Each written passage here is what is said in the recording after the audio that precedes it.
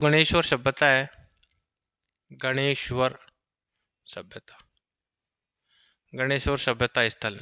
ये जो स्थल है ये कहाँ से मिला है? गणेश्वर सभ्यता स्थल कहाँ से मिला है? गणेश्वर सभ्यता स्थल, स्थल या स्थिति कहाँ स्थित है? स्थित कहाँ स्थित है? ये नीम का थाना, नीम का थाना, नीम का थाना नामक स्थान है, लेकिन कौन से जिले में पड़ता है? सीकर जिले में पड़ता है, सीकर जिले में पड़ता है। अब बात करें कि वर्तमान में नीम का थाना स्वयं एक जिला बन गया है, तो नीम का थाना सीकर जिले में पड़ता है। ठीक है। अब कौन सी नदी? नदी कांतली नदी, कांतली या कांटली नदी, कांटली नदी। ठीक है। कांतली या काटली नदी के नाम से जाना जाता है। कांटली नदी या कांतली नदी का जो क्षेत्र होता है, इस क्षेत्र की जो बोली होती है वो तोरावाटी होती है। कौन सी? तोरावाटी। तो इसलिए तोरावाटी क्षेत्र भी कहा जाता है। इस कांटली नदी के क्षेत्र को कौन सा क्षेत्र? तोरावाटी क्षेत्र भी कहा जाता है। गणेश्वर सभ्यता की खोज, इसकी खोज 1972 ईस्वी में, 1972 ईस्वी में R.C. अग्रवाल ने की थी। किसने की? R.C. अग्रवाल ने इसकी खोज की। नेक्स्ट, इसका उत्खनन कार्य, उत्खनन कार्य, उत्खनन कार्य इसका 1977-78 ईस्वी में, 1977-78 ईस्वी में R.C. अग्रवाल व विजय अग्रवाल ने किया। R.C. अग्रवाल व विजय अग्रवाल ने किया, विजय अग्रवाल ने किया। गणेश्वर सभ्यता, इस सभ्यता से जो प्रमुख अवशेष प्राप्त होते हैं, इससे जो प्रमुख अवशेष प्राप्त होते हैं वो निम्न है। गणेश्वर सभ्यता से प्राप्त अवशेष, एक मिनट। गणेश्वर सभ्यता से प्राप्त अवशेष, प्राप्त अवशेष। अब गणेश्वर सभ्यता से क्या क्या मिले हैं? गणेश्वर सभ्यता से मुख्य रूप से देखो, सबसे पहले तो यहाँ जो भवन है, भवन या मकान, मकान ये किसके बने हुए? मिट्टी पत्थरों के बने हुए। किसके बने हुए?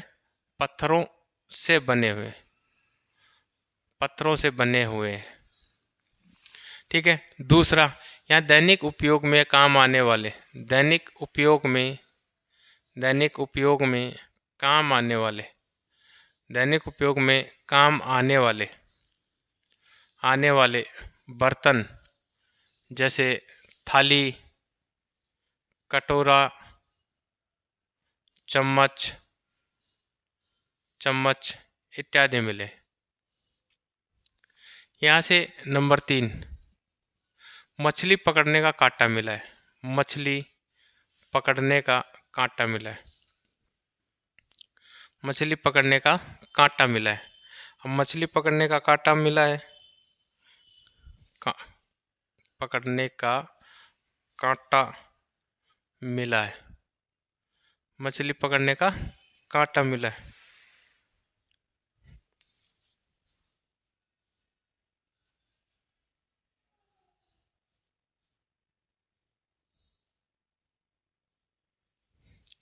मछली पकड़ने का कांटा मिला है। दूसरा, यहाँ से बाणाग्रह मिले, बाणाग्रह,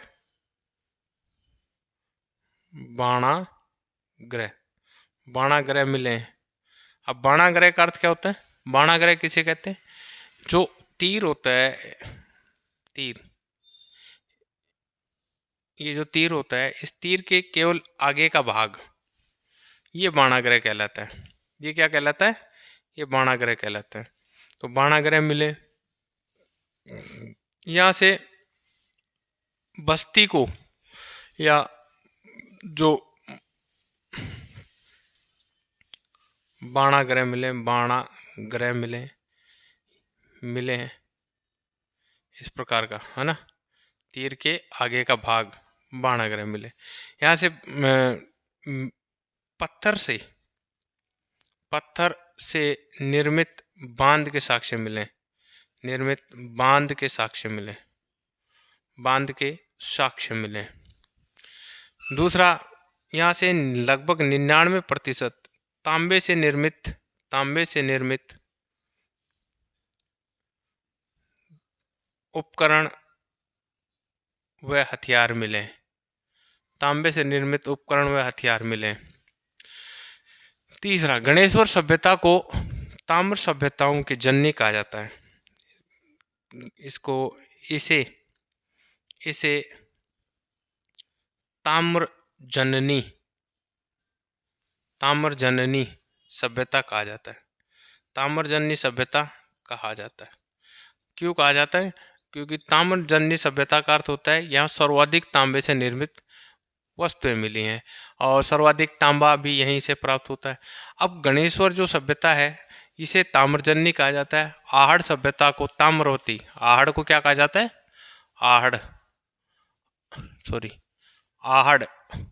आहड़ को क्या कहा जाता है? ताम्रवती नगरी, यानी आहड़ सभ्यता को ताम्रवती नगरी कहा जाता है और गणेश्वर सभ्यता को ताम्रजन्य सभ्यता कहा जाता है। आपको ये ध्यान रखना है, दोनों प्रश्न बहुत बार पूछे जाते हैं। ताम्रजन्य या ताम्रवती नगरी किसे कहा जाता है? तो ताम्रवती नगरी तो आपको याद रखना है कि आहड़ को कहा जाता है और ताम्रजन्य सभ्यता किसे कहा जाता है? गणेश्वर को कहा जाता है। आज ये दोनों सभ्यता स्थल हमने पढ़े, दोनों राजस्थान की सभी भर्ती प्रतियोगिता परीक्षाओं के लिए इम्पोर्टेंट स्थल है और यहाँ से अधिकांशतः सवाल पूछे जाते हैं। और अधिकांशतः पूछने के जो मुख्य जो पॉइंट होते हैं, तो जैसे बाणाग्रह कहाँ से मिला है, मछली पकड़ने का कांटा कहाँ से मिला है, या ताम्रजन्य सभ्यता कहा जाता है, किसे कहा जाता है, गणेश्वर सभ्यता कहाँ स्थित है। अब ये जो गणेश्वर सभ्यता है इसके समीप, गणेश्वर के समीप ही एक खंडेला गांव पड़ता है। कौन सा गांव पड़ता है? खंडेला गांव। गणेश्वर सभ्यता के या गणेश्वर स्थल जो है उस स्थल के पास ही एक खंडेला गांव पड़ता है। खंडेला गांव पड़ता है। और ये खंडेला गांव किस लिए इम्पोर्टेंट है, इसके लिए भी सवाल बनते हैं, क्वेश्चन बनते हैं। खंडेला गांव महिलाओं की ओढ़नी, जो ओढ़नी होती है ना, जैसे अपन गांव की भाषा में बोलते हैं लुगड़ी या चुनड़ी या पोमचा, पीला पोमचा, इस प्रकार की जो महिलाओं की ओढ़नी पर लगाए जाने वाले गोटे के लिए प्रसिद्ध है। गोटे के लिए प्रसिद्ध है। अब इसके जो गोटे के प्रकार, गोटे के अनेक प्रकार हैं। गोटे के अनेक प्रकार हैं। जैसे लप्पा लप्पी, किरण बाकड़ी, जैसे लप्पा लप्पी, किरण बाकड़ी आदि, ये गोटे के प्रकार हैं और ये महिलाओं की ओढ़नी पर लगाए जाते हैं। और ये कहाँ से सर्वाधिक कहाँ से मिलते हैं? खंडेला से। और खंडेला कहाँ स्थित है? गणेश्वर गांव के समीप स्थित, यानी नीम का थाना तहसील में स्थित है। और जिला कौन सा पड़ जाता है? सीकर। तो आज के लिए इतना ही। अगला जो सभ्यता स्थल है वो अपन कल पढ़ेंगे।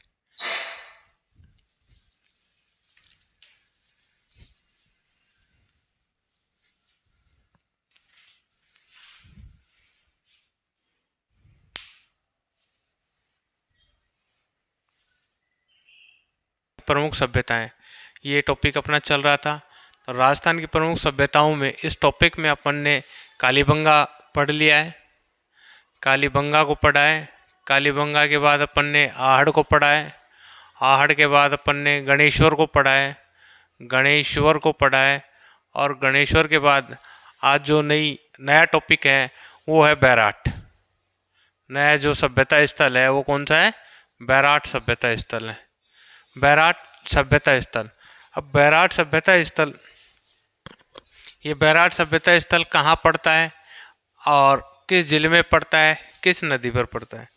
देखो बैराट, सबसे पहले इसका वर्तमान में नाम, वर्तमान में इसका नाम है, इसका नाम विराटनगर। वर्तमान में इसका नाम क्या है? विराटनगर, विराटनगर। और ये विराटनगर या बैराट जयपुर जिले में पड़ता है। कौन से में? जयपुर जिले में। यदि पूछा जाए स्थिति, स्थिति कहाँ स्थित है? ये जयपुर जिले में। कौन से जिले में? जयपुर जिले में। वर्तमान में नए जिलों के हिसाब से यदि देखा जाए तो वर्तमान में यदि इसकी स्थिति पूछा जाए कि भाई जो नए जिले बनाए गए पिछली सरकार में, जो नए जिले बने थे उनके अनुसार इसकी स्थिति कहाँ है, तो वर्तमान में इसकी स्थिति कोटपुतली बहरोड जिले में, कोटपुतली बहरोड जिले में, कोटपुतली बहरोड जिले में स्थित है। ठीक है, तो वर्तमान में कौन से जिले में पड़ता है? कोटपुतली बहरोड जिले में। वर्तमान वाला या करंट न्यू जीके कोई आ नहीं रहा है राजस्थान में। पिछली परीक्षा, कुछ परीक्षाओं से संबंधित जितने पेपर देखे गए हैं उनमें पुराने जिले के हिसाब से या पुराने जो राजस्थान जीके थे उसके हिसाब से आ रहा है। तो आपसे सर्वाधिक पूछा जाए तो जयपुर जिले में ही पूछा जाएगा। वर्तमान वाला मुश्किल है, ये केवल आपकी जानकारी के लिए। अब पूछा जाए ये कौन सी नदी पर स्थित है? नदी का नाम है बाणगंगा। कौन सी नदी? बाणगंगा नदी। और बाणगंगा नदी, ये बाणगंगा नदी, इस बाणगंगा नदी के उपनाम, बाणगंगा नदी के उपनाम, इसके अनेक उपनाम हैं। बाणगंगा नदी के अनेक उपनाम हैं।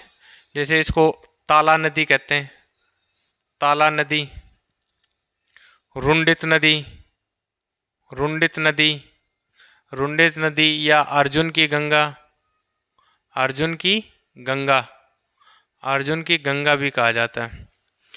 बाणगंगा नदी के ये उपनाम है। क्या है? उपनाम। बाणगंगा नदी के उपनाम है। अब बात करते हैं इसकी खोज किसने की? खोजकर्ता, खोजकर्ता, खोजकर्ता इसके दयाराम साहनी है, दयाराम साहनी। और दयाराम साहनी ने इसकी 1936-37 ईस्वी में इसकी, सॉरी हाँ 1936-37 ईस्वी में इसकी खोज की। और इसके उत्खननकर्ता दो व्यक्ति हैं, कैलाशनाथ दीक्षित, कैलाशनाथ दीक्षित, कैलाशनाथ दीक्षित और नील रतन बनर्जी। कैलाशनाथ दीक्षित व नील रतन बनर्जी, नील रतन बनर्जी, नील रतन बनर्जी, इन्होंने इसका उत्खनन किया 1961-62 ईस्वी में। इसका 1962-63 ईस्वी में इसका उत्खनन किया गया। 62-63 ईस्वी में इसका उत्खनन कार्य किया गया। अब बैराट क्यों प्रसिद्ध है? बैराट की जानकारी या बैराट सभ्यता स्थल की जानकारी हमें प्राचीन काल से मिलती है। प्राचीन काल से पूछा जाए तो कब से? जब जनपद युग था, जनपद युग, जैसे जनपद काल, एक जनपद काल था जिसमें अनेक जनपद, जैसे राजस्थान में सूरसेन जनपद, सीवी जनपद, मत्स्य जनपद, इस प्रकार ये जनपद काल था। उस समय बैराट की जानकारी मिलती है। और बैराट उस समय ये मत्स्य जनपद की राजधानी था। कौन से जनपद की? मत्स्य जनपद, मत्स्य जनपद की राजधानी था। अब इसकी जानकारी जनपद काल के अलावा दूसरी जानकारी कहाँ मिलती है? महाभारत काल में। एक मिनट में इसको तरीके से लिख देता हूँ कि बैराट की जानकारी, बैराट की जानकारी मिलती है कौन से काल में मिलती है? नंबर 1 जनपद काल में।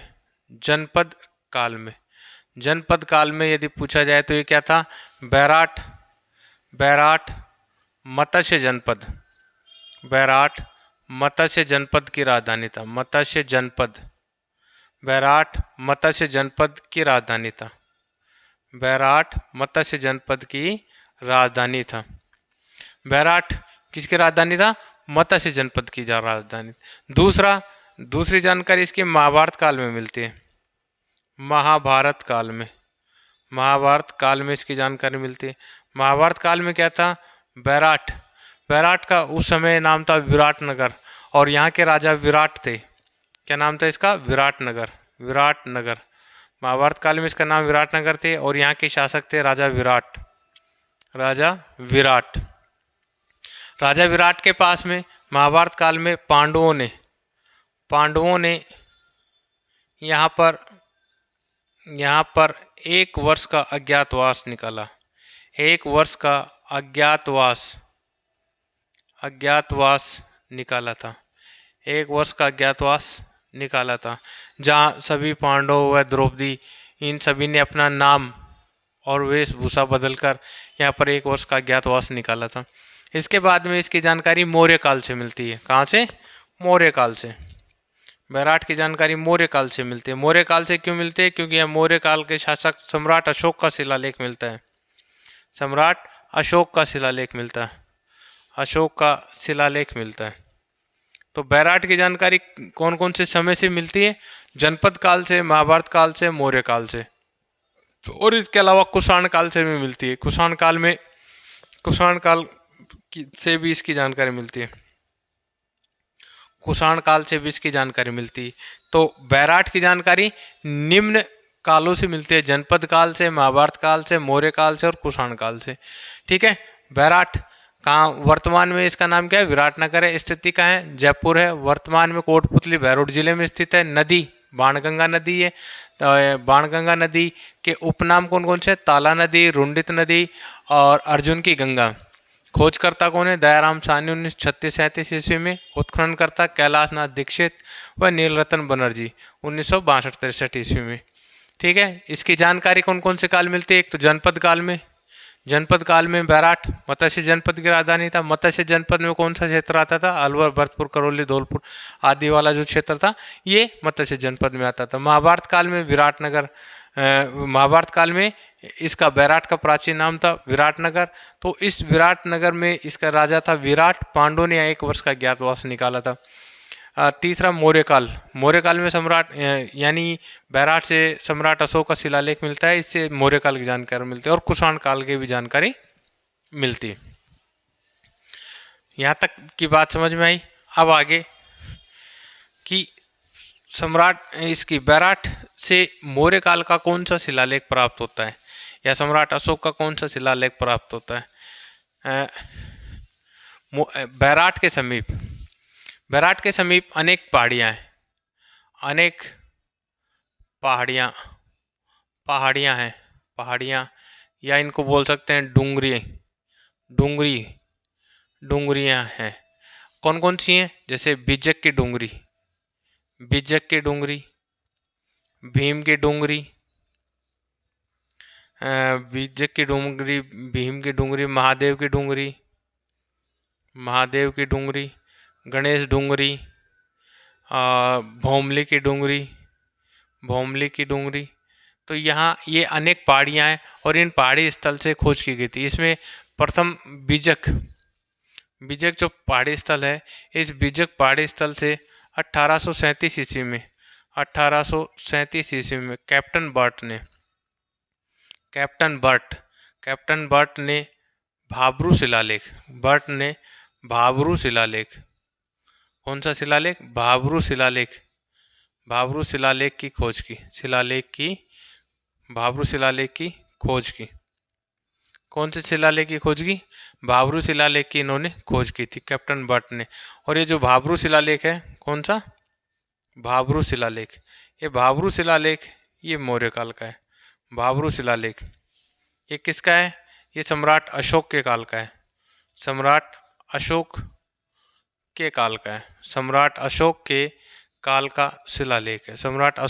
का शिलालेख है। भाब्रू शिलालेख।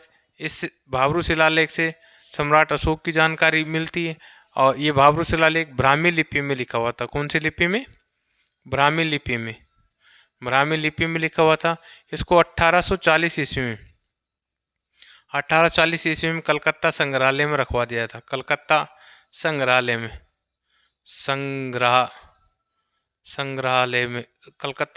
में इसको रखवा दिया गया। ये वहाँ सुरक्षित है। भाब्रू शिलालेख से ये सम्राट अशोक के बारे में जानकारी मिलती है। सम्राट अशोक बौद्ध धर्म का अनुयायी था। सम्राट अशोक ने बौद्ध धर्म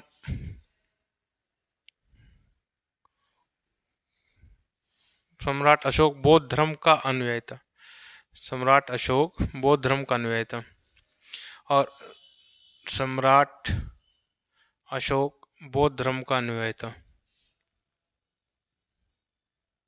बौद्ध धर्म का अनुयायी था। सम्राट अशोक बौद्ध धर्म का अनुयायी था।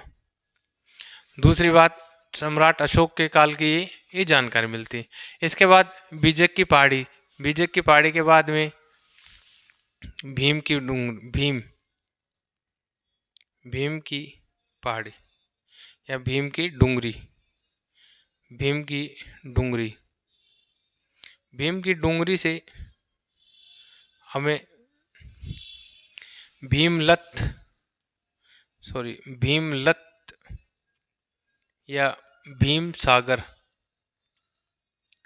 नामक तालाब मिलता है, जो भीम ने कहते हैं कि भीम ने वहाँ लात मार के वो तालाब बनाया था, तो भीमलत या भीम सागर तालाब मिलता है। यहाँ से भाबरू शिलालेख की जानकारी मिलती है और भीमलत भीम सागर या तालाब की जानकारी मिलती है। अब यहाँ से कौन कौन से प्रमुख अवशेष मिले हैं? प्रमुख अवशेष कौन कौन से मिले हैं? बैराट की पहाड़ी से, बैराट की सभ्यता से प्रमुख अवशेष कौन कौन से मिले हैं या प्राप्त अवशेष कौन कौन से हैं? नंबर 1, प्राप्त अवशेष, प्राप्त अवशेष, प्राप्त अवशेष। सबसे पहले यहाँ बात करें कि यहाँ एक दूसरी जो पहाड़ी थी गणेश डूंगरी, गणेश डूंगरी, गणेश डूंगरी, गणेश डूंगरी से हमें अकबर कालीन जैन मंदिरों की जानकारी मिलती है। अकबर कालीन जैन मंदिरों की जानकारी मिलती है, मंदिरों की जानकारी मिलती है, जानकारी मिलती है। नंबर 2, यहाँ से सूती कपड़े में सूती कपड़े में लिपटी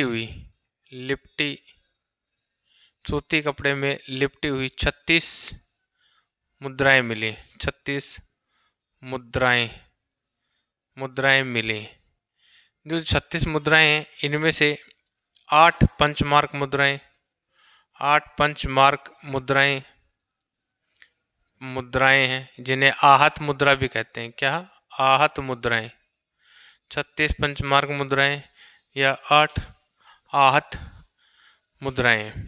ये जो 28 यूनानी मुद्राएं, यूनानी या इसको कह सकते हैं इंडो ग्रीक शासकों की मुद्राएं मिली। ग्रीक शासकों की मुद्राएं मिली, जिनमें इन 28 ये जो यूनानी ग्रीक मुद्राएं मिली, जिनमें से 16 यूनानी शासक मिनेंडर की मुद्राएं। किसकी? मिनेंडर की मुद्राएं मिली। यूनानी शासक मिनेंडर की मुद्राएं मिली। यहाँ तक की बात समझ में आई। सूती कपड़े में लिपटी हुई 36 मुद्राएं मिली हैं। 36 जो मुद्राएं मिली हैं, जिनमें 8 पंचमार्क मुद्राएं या आहत मुद्राएं हैं। इसके अलावा 28 यूनानी या ग्रीक शासकों की मुद्राएं मिली हैं। 16 यूनानी शासक मिनेंडर की मुद्राएं मिली हैं। 16 यूनानी शासक मिनेंडर की मुद्राएं मिली हैं। इसके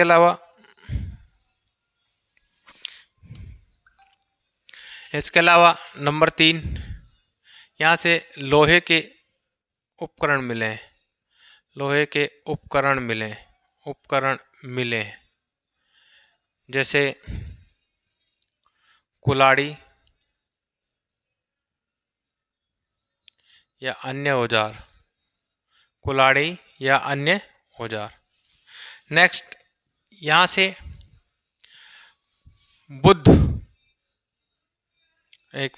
राम सिंह द्वितीय, आमेर के शासक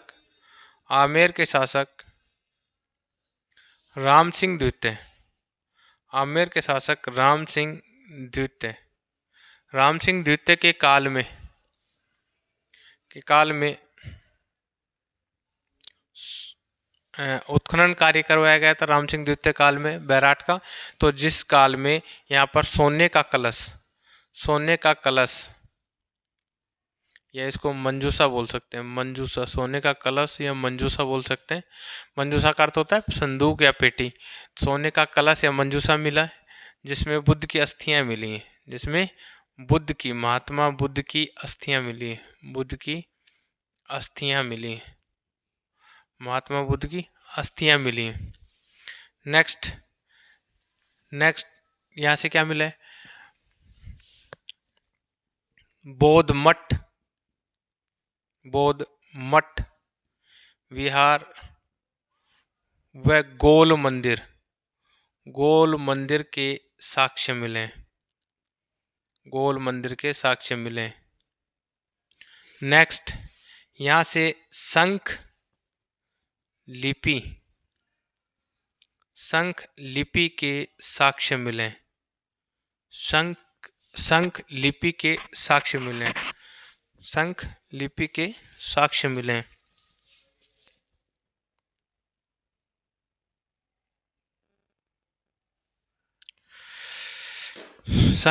के साक्ष्य मिले। नेक्स्ट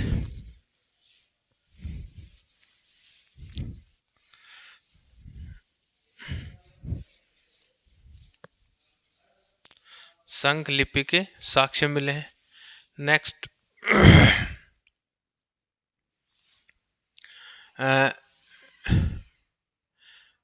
विदेशी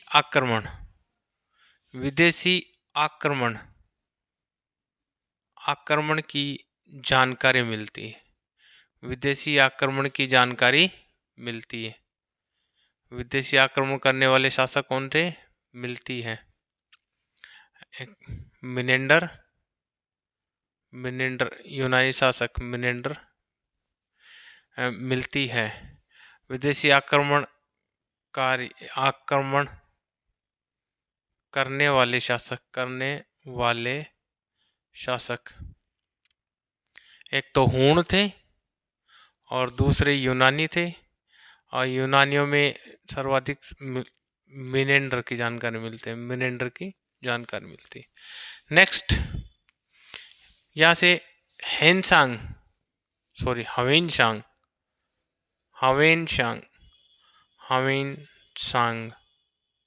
हवेनसांग नामक चीनी यात्री ने बैराट की यात्रा की थी। चीनी यात्री हेनसांग ने बैराट की यात्रा की थी। हेनसांग के दो उपनाम है। नंबर 1 यात्रियों का राजकुमार, और दूसरा नीति का पंडित।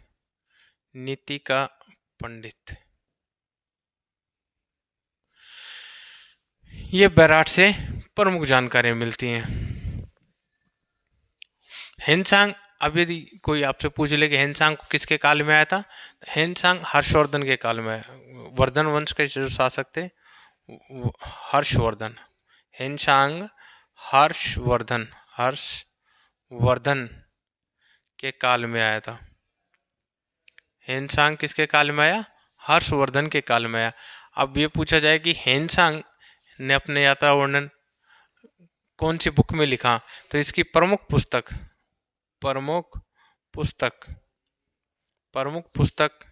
CU की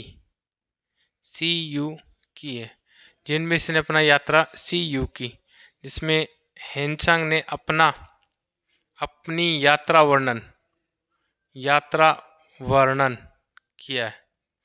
किसका यात्रा वर्णन किया है? तो हेनसांग किसके काल में आया था? हर्षवर्धन के काल में आया था।